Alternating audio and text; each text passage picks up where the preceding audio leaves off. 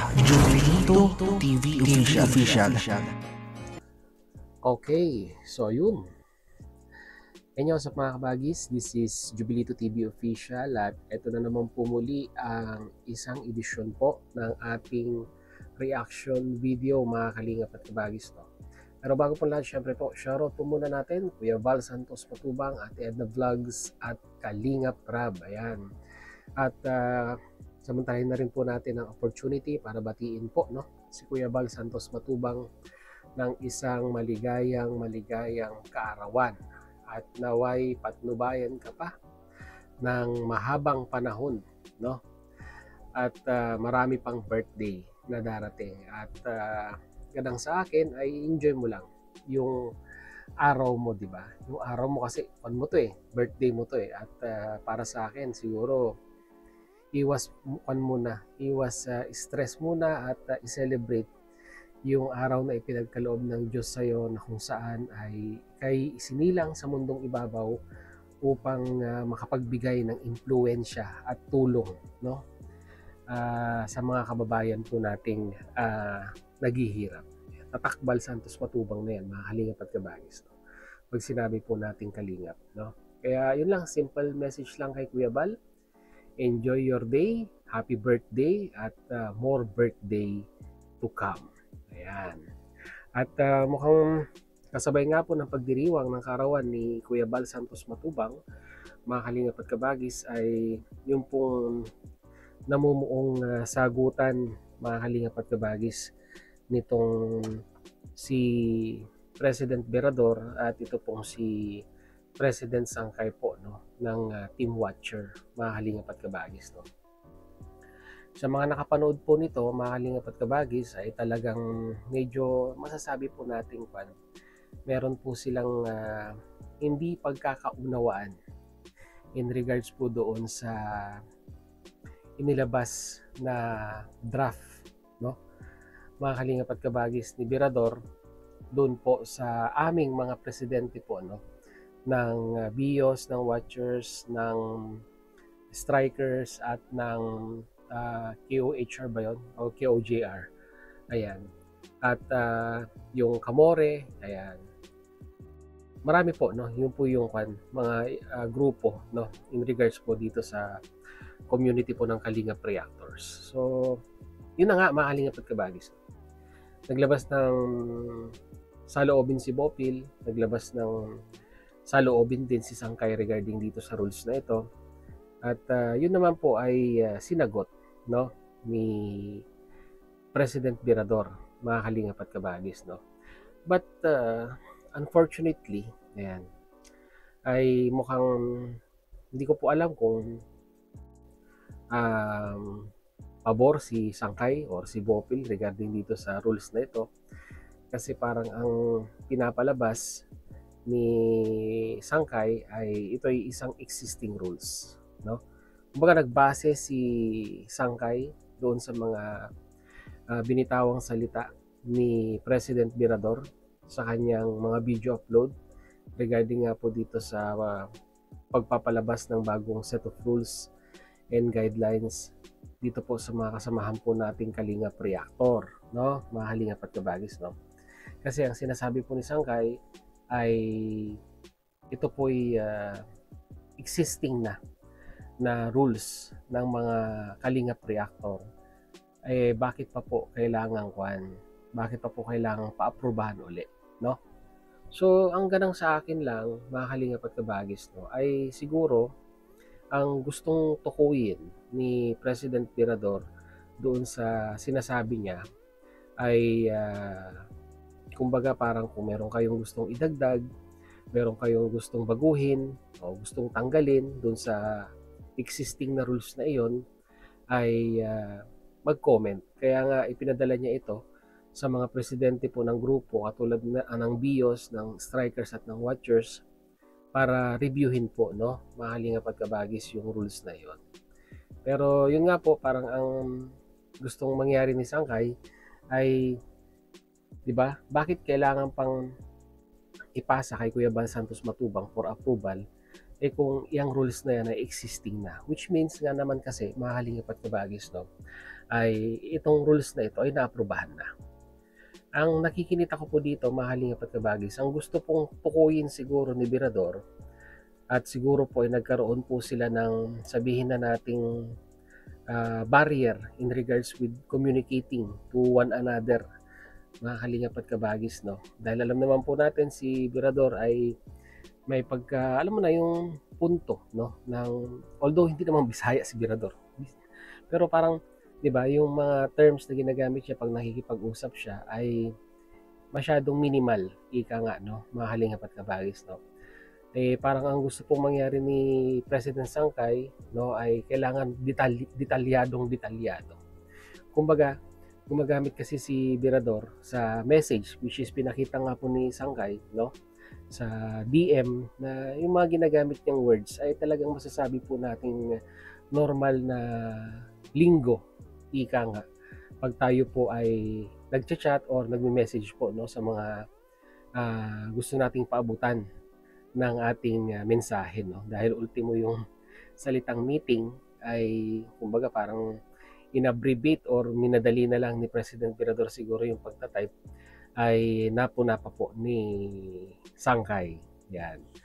At ang problema dito, mahalingap at kabagis, ay medyo si Birador at si Sangkay po ay nakapagbitaw ng masasabi po nating medyo manghang na pananalita sa isa't isa, no? Na kung saan ay, kung mapapanood nyo po yung video ni Birador, although straightforward yung pong sinabi niya, mas matindi yung balik ni Sangkay dun sa kanyang rebuttal doon po sa reaction video ni Juan, mga kalingap at kabagis, no, ni Birador. Ang masasabi ko po dito, mga kalingap at kabagis, bilang isang tumatayong leader din po, no, sa grupo po ng BIOS, no, dapat dapat pinag-usapan na lamang po, no, dapat pinag-usapan na lang po natin internally yung mga bagay-bagay na yan, di ba? Tama na, para sa akin, mga kalingap at kabagis, tama na siguro yung isang beses i-announce yung pong regarding sa pagbabago po ng rules and guidelines, no? Dapat po, yun na yun. Tapos mag-usap na po in private or internally po, na kumbaga yung mga presidente na lang po ang involved. Ang ganda sa akin lang, mga kalingap at kabagis, ay bakit kailangan pa nating gawan ng reaction video ito pong mga bagay-bagay na ito na ngayon po ay hindi po tayo nagkakaunawaan, no? Yun na lang pong pagpapa-implement ng rules na yan ay nagkakaroon na tayo ng sagutan, walang pupuntahan po yan, di ba, mga kalingap at kabagis? Tulad yan, di ba, kung mapapanood po, no, ng solid na mga followers ng Kalingap yung ganitong bangayan ninyo, ano na naman ang sasabihin nila, di ba, na ayan ang sinasabi ko. Baka yan ang ito i-assume ko lang, no, na ako isang viewers na mapapanood yung bangayan ninyong dalawa. Ang masasabi ko diyan ay talagang kuan, di ba? Walang katahimikan ang mga reactor at patuloy na nagbabangayan in despite dun sa panawagan po na, di ba, ayusin yung mga bagay-bagay na masasabi po nating pinagmumulan po ng gulo dito po sa community ng Kalingap. At patunay lamang po ito na talagang tama po, di ba, ang sinasabi ng mga viewers, na talagang ang gulo po, di ba, ay nasa mga reactor. Di ba? Yung ultimong simpleng pag-aaral sa revision ng existing na rules ay pinag-aawayan natin sa social media, which is dapat hindi. Dapat pinag-uusapan na lang po yan internally. Bakit kailangan pa nating i-content? No, mga kalingap at kabagis, tulad yan, ba? Nagbabatuhan ng maanghang na salita itong si Birador at si Sangkay, which is dapat hindi naman po in the first place, mga kalingap at kabagis, no? Kaya siguro may mga salitang nagamit si Birador sa kanyang mga reaction video na hindi po pasok sa panlasa po ni Sangkay, dahil doon po sa kanyang huling rebuttal dito po sa sinabi ni Birador ay yun nga po, pinunto per punto ni Sangkay lahat ng sinabi ni Virador doon sa kanyang reaction video.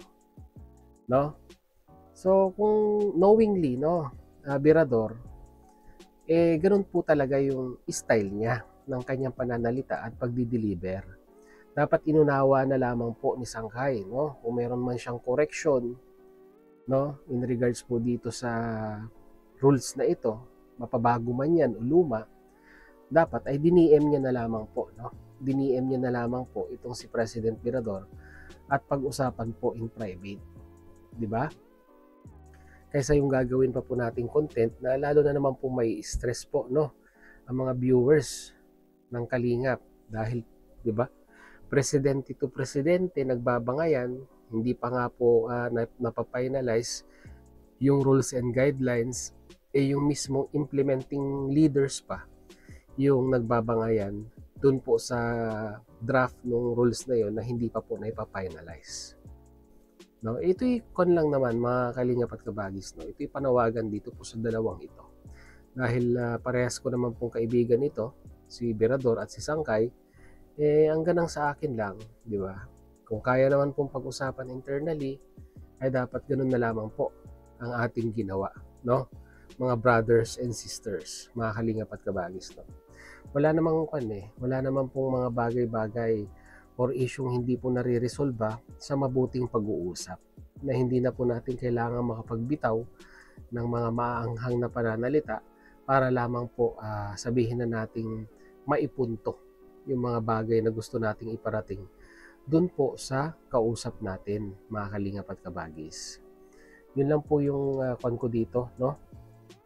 Yun lang po yung gusto ko pong iparating dito pong sa dalawang ito. At sana yun na yung una't huli, no, na pagbabangayan ninyo sa social media regarding dyan sa usaping rules and guidelines na yan ng mga Kalingap reactor, no, mga Kalingap at Kabagis, no. Ito ay straight talk, mga Kalingap at Kabagis, no, real talk lang po tayo. Kayong dalawa, yan, kayong dalawa, umayos kayo. Mga Kalingap at Kabagis, no, umayos kayong dalawa, Virador, Sangkay, yan. Pag-usapan po ninyo na maayos yan, hindi yung kayong dalawa pa ang nagbabanatan dito sa social media, no? Parehas kayong presidente, parehas pa kayong nagbabangayan. So yun lang po mga Kalingap at Kabagis ang ating reaction video for today, and kagaya po ng dati, ano sa tingin ninyo? Dapat bang pinagsagutan ng dalawang ito yung issue regarding sa rules ng Kalingap reactor? Or dapat po ay isinapribado na lamang po, no? Para wala naman pong masabi yung pong mga Kalingap viewers natin. Yan, lagay nyo po sa ating comment section mga Kalingap at Kabagis. So yun, muli maraming salamat mga Kalingap at Kabagis dahil hanggang sa dulo po ng ating reaction video ngayong araw na ito ay nasamahan nyo po muli si Jubilito TV Official. At muli po nagpapaalala po ang inyong host.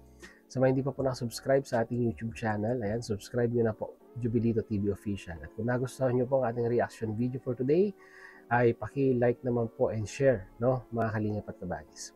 So hanggang dito na lamang po. Once again, this is Jubilito TV Official, proud member po ng Team Coos at ng Team Bios. As I always say mga Kalingap and Kabagis, peace, God first. God bless po. Bye!